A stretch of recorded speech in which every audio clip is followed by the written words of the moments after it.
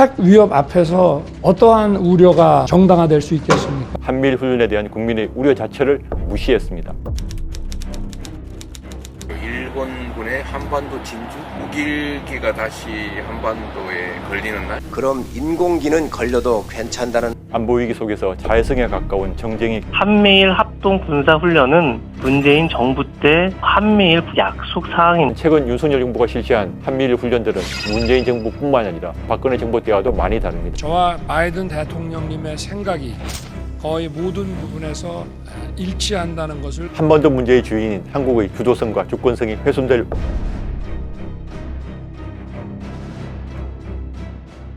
안녕하세요. 논설의 권혁철입니다. 최근 동해공해에서 벌어진 한미일 훈련을 두고 친일 논란이 뜨겁습니다.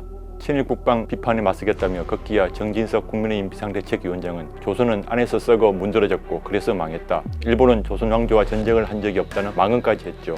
안보위기 속에서 자해성에 가까운 정쟁이 계속되고 있는 모양새인데요. 그 배경엔 윤석열 정부가 과거 어떤 보수 정부도 엄두 내지 못했던 수위로 한미일 안보 협력의 가속 페달을 밟고 있는 상황이 있습니다. 오늘 논설은 이에 대해 낱낱이 짚어보도록 하겠습니다. 이재명 더불어민주당 대표는 연일 최근의 한미일 훈련을 극단적 친일 국방이라고 강하게 비판하며 중단을 요구합니다.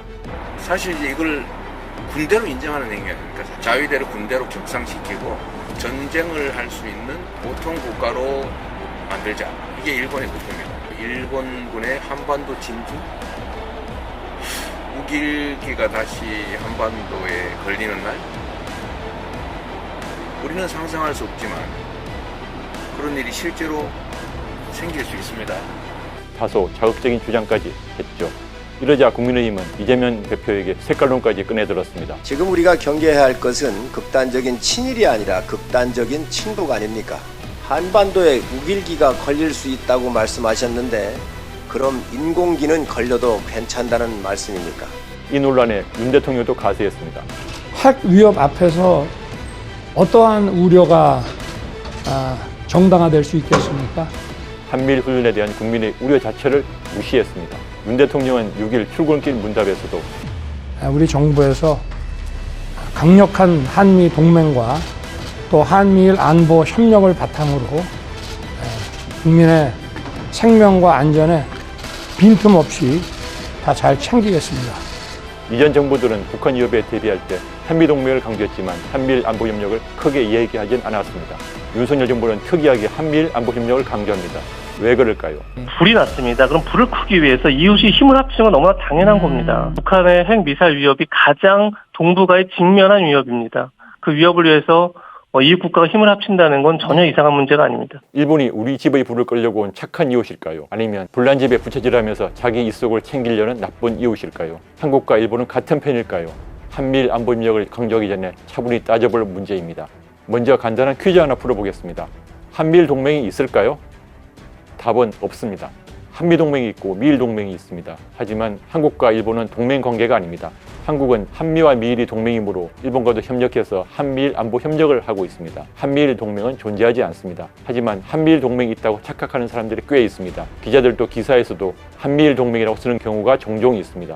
한미일 동맹과가 콕 짚은 백악관, 미 한미일 동맹 재차 강조, 윤 대통령의 외교대표, 한미일 동맹이 돌아왔다. 동맹과 안보 협력은 전혀 다른 말입니다. 나라끼리는 먼저 군사교류 활성화로 협력 기반을 구축하고 동맹 형태로 발전합니다.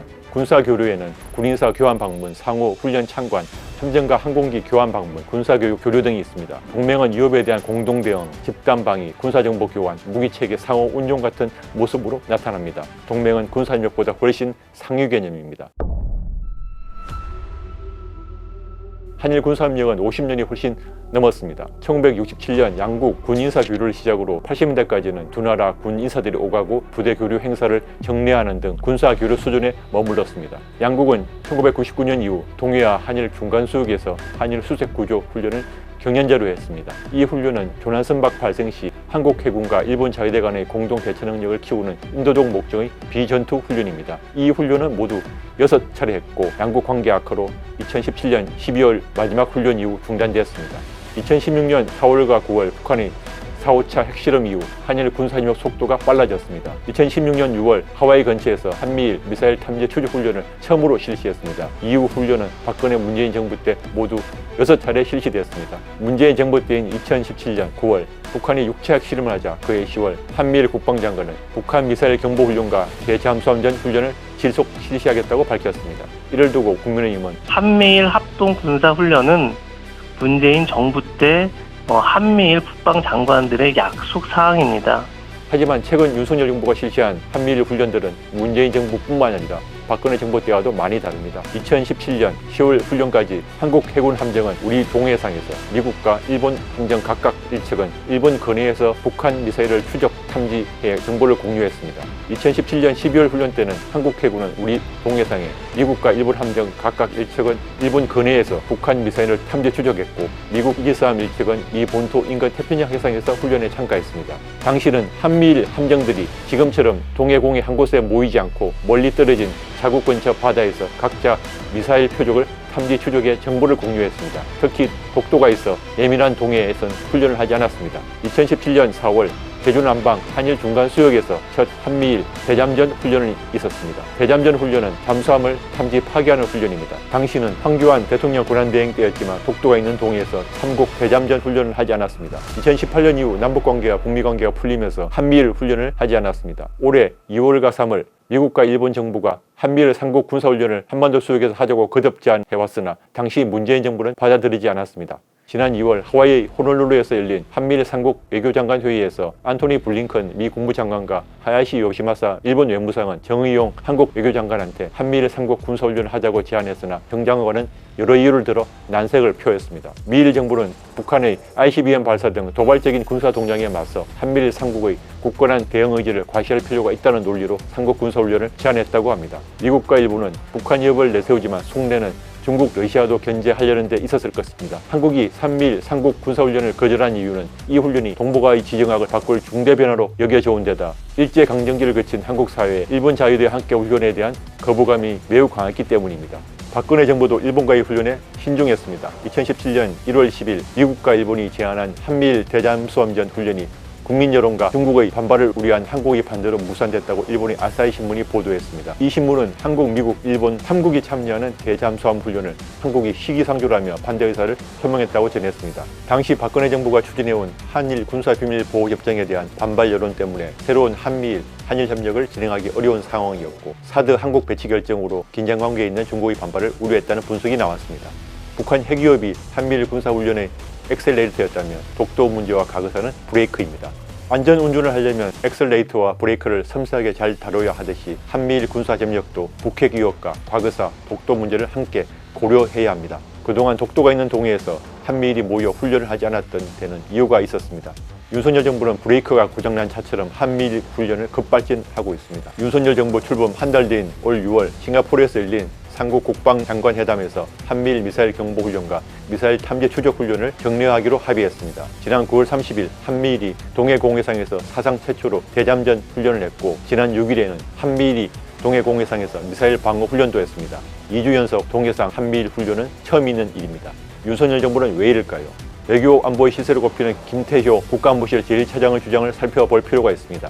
그는 한미일 협력을 통해 북한과 중국의 위협에 대응해야 한다는 주장을 여러 차례 강조해왔습니다. 김태효 차장이 2017년 9월 조선일보에 쓴 칼럼 제목이 한미일 안보 협력 말고 다른 길은 없다입니다. 칼럼 내용을 소개하면 이렇습니다. 국가 존립이 걸린 안보 문제에서 한국이 가장 긴밀한 파트너는 미국과 일본이 되어야 한다. 세 나라가 북한의 군사도발 위협에 한목소리로 대처하면 대북 억지력이 커지고 북한의 오판 가능성이 작아진다. 문재인 정부는 안보 협력으로 일본과 신뢰를 쌓고 협력의 관행을 정착시켜 가다 보면 과거사 문제의 해결 실마리도 찾을 수 있다는 역발상을 꾀해야 한다. 작년에 체결한 한일 정보보호협정으로 양국이 북한에 대한 군사정보를 공유하는 차원을 넘어 7년간 보류되어 온 한일 상호군수지원협정을 조속히 체결하여 대북 억지력을 배가하고 한반도의 돌발 상황에 공동 대처할 방안을 마련해야 한다.